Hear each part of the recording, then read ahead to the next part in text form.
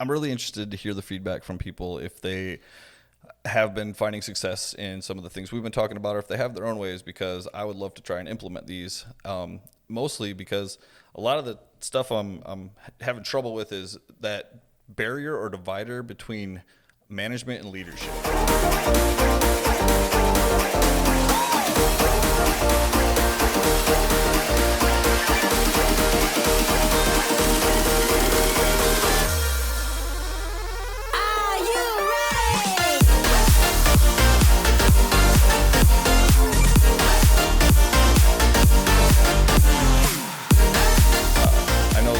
The basics, you manage things, you lead people, but when you're trying to talk about productivities and efficiencies, it's easy to kind of get that muddled, and you don't want to, because you want to be a good leader for your team. Yeah. How have you been handling this kind of stuff with your team? Yeah, so we were talking about it just a little bit ago, right when we got out of the office. The first mindset went to, how am I making sure that these guys aren't eating potato chips? Yeah. And watching Netflix. And they can't eat potato chips. Just get some work done while you're... Absolutely. Greasy fingers are fine on the mouse and the keyboard. Like, it's no problem. But no, it's that's where the mindset goes immediately. It did for me was... the negative. Yeah, the negative of, are these guys going to work? Are my people going to stay focused? There's a lot of distractions when you go home. So there's a lot of distractions in the office though too. So there's a fine line then between managing and leading, like you said. And I look at it a lot like a work-life balance. There's a balance you have to figure out, or a harmony you have to figure out, of how much is too much and when do you pull it back. And I think for each individual, it's different. Yeah. And that's where you really have to know your team, because being more managerial to some people may be really helpful to them. It may lead them better. They need more structure and just task oriented. Yeah. Popping in and seeing how, let's say that Bob is doing, hey Bob, how you doing personally? How's your day going? That may be more beneficial to him than the actual managing of the, hey, I see this isn't doing this and your productivity is down a little bit. Sometimes it's a mental block, right? Yeah. So it's getting them to open up. And you have to remember that this is still a personal relationship. It's business, but there was a personal aspect to it when you were in the office. And when we went remote, it's really easy virtually to just stick to business when you talk to somebody. You lose a lot of the personal face-to-face stuff, the humanity even. Great way to put it, the humanity of it. And you have to remember that. It was really easy the first month to be completely focused on productivity and pure numbers. What's the input, what's the output, what's their percentage compared to everybody else this day, and just run it like that.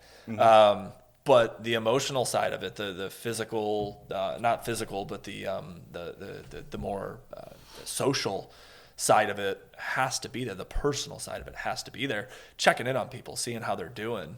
How do you feel that you're adapting to that? I mean, is there anything that's working better or not as good, or anything that you feel that would be beneficial? Yeah, obviously, I'm sure like everybody else, I had some humps to get over and some struggles in the beginning, but I do feel I found things that have worked better. We work in an industry where it's very stop and go, and there's lots of hey, I really need a favor. This just popped up. I really need. Can you push something out till tomorrow? Drop everything and take care of it. And if you don't have a personal relationship with somebody, how likely are they to be like, oh yeah, I'll push off what I'm doing right now, drop everything, and make sure I help you because yours is more urgent. Yeah, they're gonna be like, no, I'll schedule it. I'll get it on there tomorrow. So I personally don't ever want to lose that kind of stuff, because I have people come to me, I come to people with those kinds of things, and I think that's what builds great working relationships. Yeah. So with my team personally, I take the time, I wouldn't say once a month, but I have a beginning of the week meeting on Monday to just run through schedule, 45 minutes with each of my 2 team members. And then I have a Thursday meeting, because I feel when people have Monday, Friday meetings, that Friday meeting is kind of really, what are you doing? They're going to forget everything over the weekend. Right. Anyway, so we do a Thursday, just kind of a check-in. Hey, we knocked the schedule out this week. That was great. Yeah.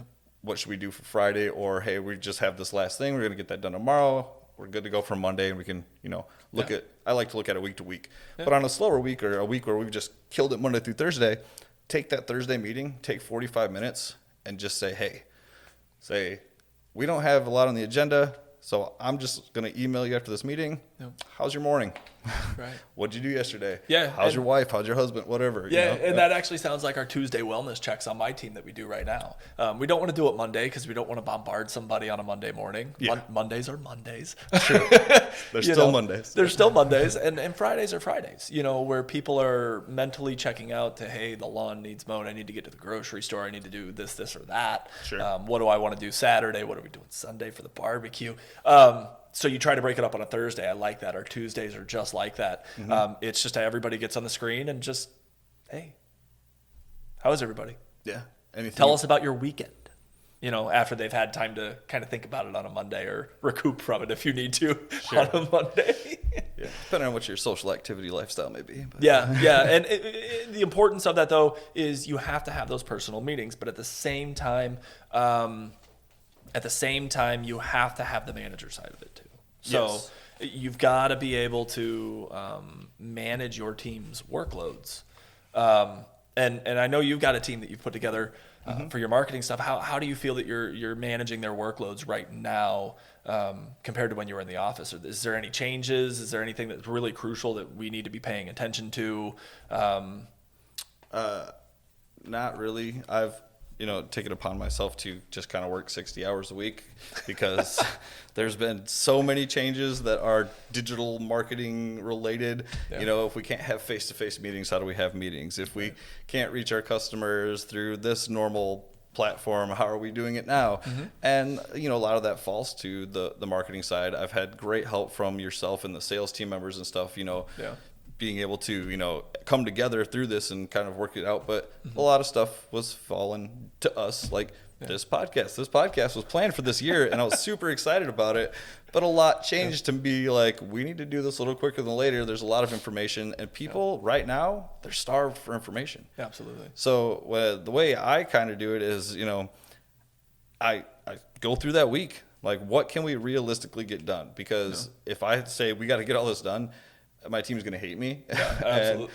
And my personal life's going to, be affected by it because I'm working too much, yada, yada. Yeah. So I'm just trying to be more realistic and still be productive in a way that, we're making our deadlines still and we're actually getting things out. We're getting these podcast episodes recorded. We're taking time to get in here. We're in the office filming this. So we take the time to get in the office, get this done because it's important. Absolutely. Yeah. And so like for my team, managing those workloads, we were doing it when we were in the office, but let's be real. When we were in the office right before the end of March, we'll call it, sure. When coronavirus really hit, we had a little bit of natural staff turnover, right? We hadn't brought anybody else new on. And then amidst coronavirus, we were like, hey, we got to get out of the office. So you're focused on all that. And at that time, my team personally, they were overloaded. And I knew it. Yeah. I knew that we were on the brink of needing to bring another, if not two, more employees on to help that and potentially the new growth, right, to accept that. And then all of a sudden coronavirus hit. And everybody went remote. Hiring somebody new, to me, was a foreign language. So I'm like, oh no, like I can't do this now. But then all of a sudden, luckily, work slowed down a little bit. It didn't slow down to where we had to get rid of anybody, which is great. Yes. But it slowed down to where when I think everybody was at 120%, 130% capacity, they came back down to like 90%. And while that was still stressful for them, I then was able to stop for a minute and breathe and say, okay, I've got to really watch this, because some people were at a 20% capacity while other people were at 120% capacity or 50, and whatever the numbers may be, but there were people that didn't have as much work. It made us really start focusing on the individual employee, sure, not the team itself, to where then me and my other team members were able to discuss personalized training versus team training. Make that a bit more personal. Get them to where they need to be professionally, so everybody's more at the same floor. The ceiling's non-existent. You set that floor though, Yeah. and you get everybody on the same playing field, the same starting ground there, then you can let them just kind of bounce as high as they want. If they want to float up towards the ceiling all day long, awesome. But managing that workload and making sure that you're not overloading one person too much is key right now. Yeah. It's always key. But true. And that really depends on the size of your team too. That might not be possible for everybody out there, especially, say somebody who is in charge of 5 stores and all employees at each store, and that sure they have their stepping stones down from, like regional to manager and whatnot, and different teams that way. But personalized training is amazing if it's feasible for you in your company and organization. And I would recommend it over everything. Taking that time and building that person based on their skills and training one-on-one with them, I think is great. And that's where we get into the difference between leadership and management, because you're not managing their workload, their tasks, and all that stuff. You're listening a lot and, trying to figure out what's the best place for you and the team. I think it's a great way to build your team too, going back to, deep diving in those efficiencies. When you're moving people around, now's your opportunity. If you've slowed down like we did for a little while, was this person really best here, or did we hire them there because that spot needed filled right then? So the thing that I think that was best when we went remote, and right before that we were already talking about it, but we had some key members. All of our employees are important, obviously, and all the team members are important to the bigger picture. But we had some key members that have been there, employees that have been there a long time. Right. And I think what was really important to remember from a leadership standpoint versus a managing standpoint is there are also leaders within your team. You're not the only one that needs to lead. No, and leading up is very real. You don't always need to lead down in the scale of the hierarchy. Leading up is huge. And that was the big thing. I think that's been the big eye opener this year is there are team members that are key, that are huge, that really, if you promote them to lead, will also lead. And man, that has been a game changer. That has allowed more personal touch than one manager can do, whether you manage 60 people, 4 people, 10 people. Identifying those key team members that can also help lead, and then find a way to get them to encourage the people that they're now helping lead as well to lead. The trickle-down effect is huge. So we've really seen people step up. And there's one big change that I think we can account for all of this, and that is working remotely.